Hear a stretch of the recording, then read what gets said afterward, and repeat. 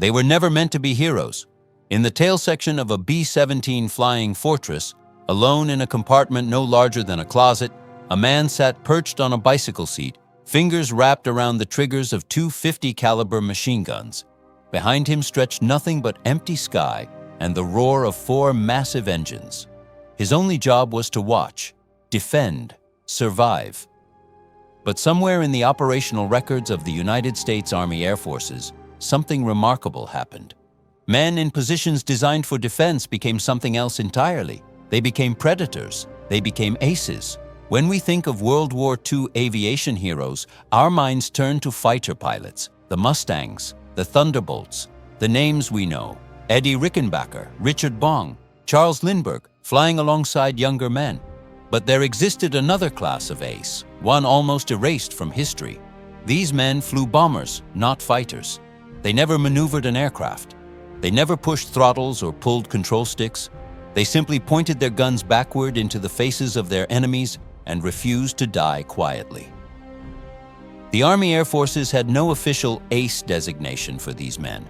The policy was deliberate. Military leadership wanted gunners to think of themselves as crew members, as parts of a larger machine, not as individual warriors accumulating glory. The numbers on the official records barely scratch the surface of what really happened in those narrow tail sections over Germany. 300 enlisted gunners were officially credited with 5 or more aerial victories. Think about that. 300 men who earned ace status without ever taking control of an aircraft. Most of them remain unknown today. Their stories sit in dusty archives, waiting. This is the story of those men. The story of how 12 fighters were destroyed by gunners who refused to be defenseless.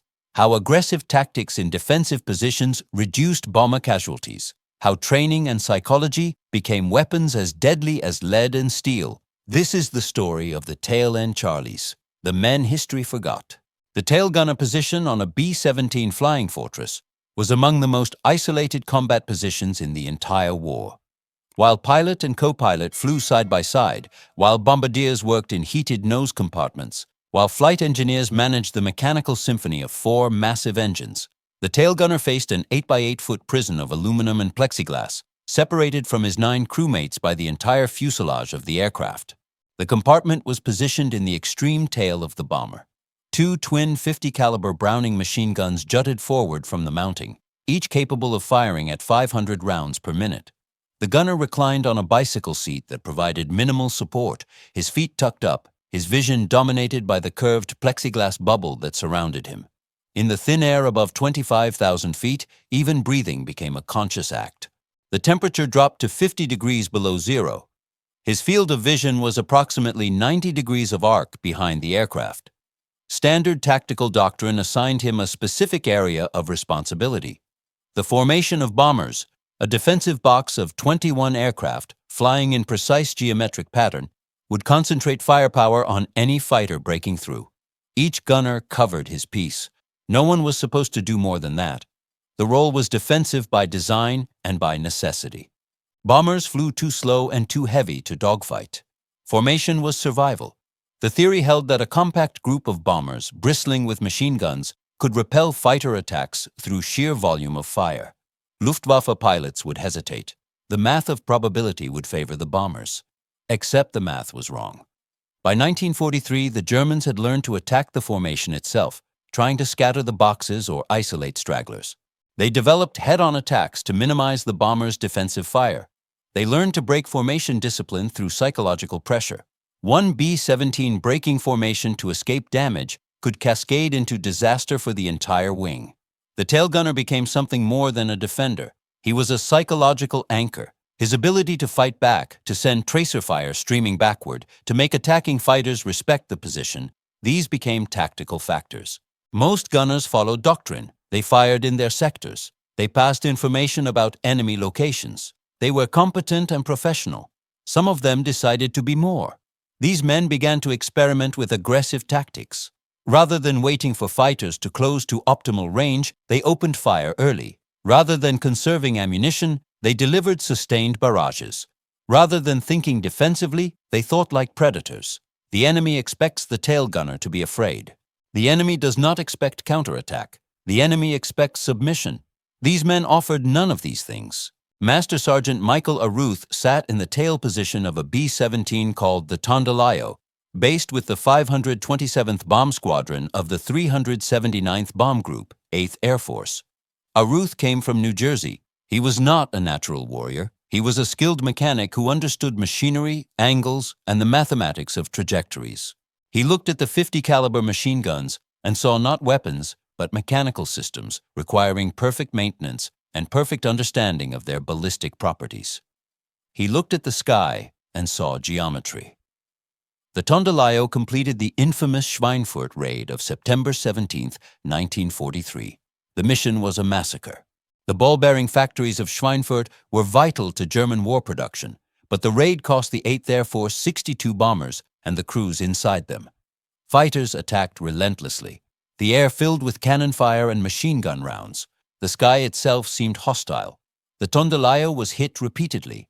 Flak tore through the fuselage. Enemy fighters raked the aircraft. But Michael Arooth was in the tail, and something happened that day that separated him from other gunners. In the chaos and terror and noise, Arooth did not flinch. He did not pray. He did not hope to survive. He analyzed, he tracked, he fired. In 14 total missions, Michael Arooth shot down 17 enemy aircraft. Official records credit him with exactly that number. Estimates by fellow airmen and researchers suggest the actual total may have exceeded 20 kills. He shot down German fighters at altitudes approaching 30,000 feet, where oxygen deprivation and cold made human judgment nearly impossible. He shot down Messerschmitt Bf 109 fighters and Focke-Wulf 190 Würgers, the most dangerous interceptors the Luftwaffe possessed. The Distinguished Service Cross was awarded to him. It hung on his uniform. The medals meant nothing to Arooth compared to the knowledge that his gunfire had emptied enemy cockpits and sent burning aircraft toward the ground. He survived the war. He returned to the United States and lived a quiet life. In 1958, he was selected as a pallbearer at the burial ceremony of the unknown soldier of World War II at Arlington National Cemetery. The honor recognized his extraordinary combat record, though few observers understood why a tail gunner was selected for such an honor. Michael Arooth died in February 1990 at the age of 70. He had lived for nearly 45 years after his last mission. In that time, the world largely forgot what he had accomplished. The history books recorded fighter pilot aces. The histories celebrated names like Rickenbacker and Bong. Arooth existed in footnotes, yet the record stands. 17 confirmed victories, achieved in one of the most isolated and terrifying positions of the war. A triple ace, a man who refused to be defeated. The mission briefing occurred early in the morning of July 5, 1943. Benjamin F. Warner, a staff sergeant and right waist gunner on a B-17, listened to the intelligence officer describe the target. The Axis airfields surrounding Jabini on the fortress island of Sicily. 30 B-17s would fly from North Africa. The Germans would defend aggressively. Warner was relatively new to combat. He had arrived in the theater with reasonable gunnery skills, but no reputation. He was one of the thousands of men performing a dangerous job with professional competence. No one expected him to become legendary in a single flight. The B-17 climbed through the morning air towards Sicily. The formation held tight, 30 bomber boxes bristling with machine guns. The Germans responded immediately. Fighters climbed from the airfields. Messerschmitts and Me-110 fighters, heavily armed machines designed specifically to destroy bombers. The battle was brief but violent. German fighters pressed attacks from multiple angles, but the bomber formation's firepower was overwhelming on this day. Enemy pilots struggled to close effectively. Benjamin Warner, stationed at his waist gun position, tracked the enemy aircraft with steady precision. 7 confirmed kills in a single mission. Crew members counted out loud as he fired. Messerschmitt 109s and 110s. They just kept flying into his sight, Warner said later. He kept pulling the trigger and bagging them as fast as they came. Any fair duck hunter could have done it, he said with the modesty that seemed to characterize these men. The 7 kills were verified by multiple witnesses. The Distinguished Service Cross was awarded to Benjamin Warner. It was recognition that what occurred on July 5, 1943, was beyond professional duty. It was extraordinary combat action. Warner continued flying missions. He accumulated 2 additional kills before completing his tour of duty. His final total reached 9 confirmed enemy aircraft destroyed. He survived the war. He returned to the United States. The significance of Warner's achievement was not simply the number of kills. It was the proof that a gunner, positioned defensively, using aggressive tactics and perfect gunnery skills, could achieve what seemed impossible. 7 fighters destroyed in a single day of combat. It changed how bomber commanders thought about defensive positioning. It demonstrated that psychological advantage, the confidence to attack rather than merely defend, could translate into measurable tactical advantage. Benjamin Warner became proof that the tail gunner was not powerless. John B. Quinlan occupied a unique place in military aviation history, though few people recognize his name today. He was the tail gunner on the Memphis Belle, the B-17, that became immortalized in a wartime documentary and later in modern film. The Memphis Belle was a celebrity aircraft, filmed by William Wyler during the actual filming of combat operations in 1943. But Quinlan was more than an actor in a documentary. He was a skilled combatant in his own right. In the tight quarters of the tail position on the Memphis Belle, Quinlan conducted 5 confirmed kills over Europe. He tracked German fighters through the formation and delivered precise bursts from his twin .50 calibers. He maintained the aggressive defensive posture that characterized the most effective gunners of the 8th Air Force. The documentary captured some of his combat operations on film, though the actual violence and terror of air combat could never be conveyed by a camera. Quinlan completed his tour of duty with the Memphis Belle. He rotated back to the United States after the bombardment of Nazi-occupied Europe, but his combat experience was not finished. The war against Japan required bomber gunners as desperately as the war against Germany. Quinlan volunteered for transfer to the Pacific Theater and joined a B-29 Superfortress crew. The Superfortress was a more advanced aircraft than the B-17, capable of flying higher and faster, but the tail gunner position remained fundamentally the same. The position was still isolated, still terrifying, still demanding. In the Pacific, Quinlan shot down 3 additional enemy fighters in aerial combat against Japanese interceptors. His tactics remained consistent: aggressive engagement, precise gunnery, confidence in his position despite overwhelming odds. John Quinlan's final confirmed total reached 8 kills, 5 over Europe, 3 over Japan. He is one of the few men to achieve significant aerial victories in both theaters of World War II. He survived the war. He lived to know his own achievements. Today, the Memphis Belle is preserved as a museum piece. Visitors walk through the aircraft and see the restoration of the fuselage, the engines, the instrumentation. Many visitors ask to see the tail gunner position.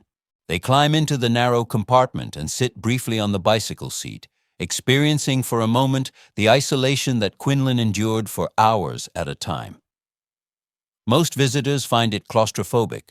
Most visitors find it impossible to imagine sitting in that position while surrounded by enemy fighters. Most understand, if only briefly, what the tail gunners endured. John Quinlan is remembered among historians and aviation enthusiasts. His documentation on film and in photographs makes him distinct from the other gunners.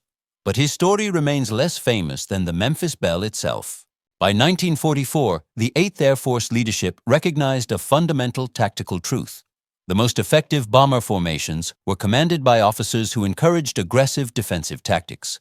Gunners who thought offensively, who engaged enemy fighters at maximum range, who refused to accept defensive casualties as inevitable, produced measurably superior results. Casualty rates among bomber crews varied significantly between different squadrons. Some units sustained losses of up to 100% per operational tour. Other units, flying similar missions into similar enemy territory, experienced significantly lower losses. The difference was not aircraft type. The difference was not luck. The difference was doctrine and training. Officers began to formally promote aggressive tail gunner tactics. Training programs incorporated emphasis on maximum range engagement, on forcing enemy fighters to break off attacks before reaching the bomber stream, on psychological pressure delivered through sustained machine gun fire. The fundamental shift in doctrine was relatively subtle but tactically significant. Rather than waiting passively for enemy fighters to close to knife fighting range, aggressive gunners opened fire at 2,500 yards, then 2,000 yards, creating a wall of tracers and projectiles that damaged enemy aircraft, wounded enemy pilots, and created psychological pressure that was demonstrable and measurable. Donald Crossley, a B-17 tail gunner with the 95th Bomb Group, accumulated 12 confirmed kills operating under this doctrine. He flew fewer missions than Michael Arooth, but his kill rate per mission was remarkable. He had understood the psychological dimension of air combat. The German pilot flying toward a bomber formation carrying tracers streaming back at him had to make an immediate tactical decision. Continue the attack or break off and seek an easier target. The psychological factor of an attacking tail gunner was proven by experience. Training evolved. New gunners arriving in the European theater in 1944 received instruction that emphasized aggressive engagement. They were taught that the tail gunner was not merely a defensive position, but an offensive platform. The mindset changed. Young men arrived in combat with different assumptions about their role. The result was measurable. Casualty rates among bomber crews in formations commanded by officers who promoted aggressive tail gunner tactics declined by approximately 15% compared to units operating under strict defensive doctrine. The mathematics of probability changed slightly, but in warfare, 15% difference in casualty rates was significant. 15% difference meant men coming home. It meant reduced draft demands. It meant operational capability sustained through completion of strategic bombing campaigns. The official records documented this improvement. Studies conducted after the war identified aggressive gunner positioning and engagement doctrine as a significant factor in bomber crew survival rates. The innovations developed through combat experience by men like Michael Arooth and Benjamin Warner were formalized into training protocols that affected thousands of gunners deployed to Europe. The war ended in May 1945. Hundreds of thousands of American soldiers returned home. The nation celebrated. The ticker tape parades honored generals and celebrated victory. The 8th Air Force crews were recognized for their sacrifice, but the individual gunners and their achievements largely retreated into historical obscurity. Michael Arooth received his Distinguished Service Cross. Benjamin Warner carried his recognition into civilian life. John Quinlan was filmed in the Memphis Belle, but the broader historical record forgot them. Fighter pilot aces became celebrities. Bomber crews became statistics. Yet the documentary evidence remains. The official military records stand unchanged. 300 enlisted gunners achieved 5 or more confirmed aerial victories. Michael Arooth achieved 17. Benjamin Warner fired down 7 in a single day. Gunners in the 379th Bomb Group, in the 95th Bomb Group, in the other heavy bombardment units, developed tactics that changed how air combat was conceptualized in defensive formations. They proved that courage was not confined to fighter cockpits. They proved that limited positional advantage could be overcome through aggressive tactics and psychological dominance. They proved that ordinary men, positioned in terrifying isolation, could become extraordinary warriors. The tail gunner position remains a museum piece. The twin 50 caliber guns are preserved in their mounts. Visitors read the plaques and see the photographs. Few fully comprehend what occurred in those compartments at 30,000 feet, where temperature dropped to Arctic levels and enemy fighters pressed attacks until aircraft burned or fell from the sky. These men survived. Many of them lived long lives after the war. They did not speak much about their achievements. Military culture discouraged individual celebrity among enlisted men. The guns fell silent. The missions ended. The war faded into history, but the record remains. The tail gunners, the forgotten aces, the men who refused to be defeated.